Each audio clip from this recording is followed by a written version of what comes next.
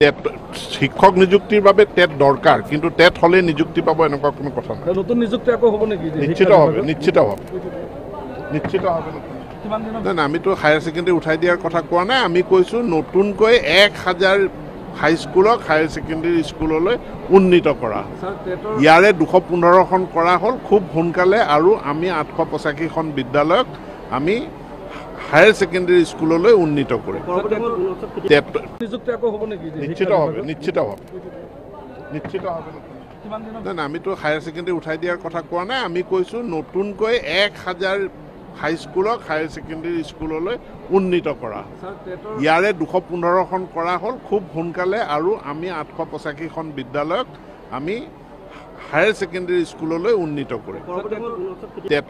শিক্ষক নিযুক্তিৰ বাবে টেট দৰকাৰ কিন্তু টেট হলে নিযুক্তি পাব এনেকুৱা কোনো কথা নাই নতুন নিযুক্তি আকৌ হ'ব নেকি নিশ্চিত হবে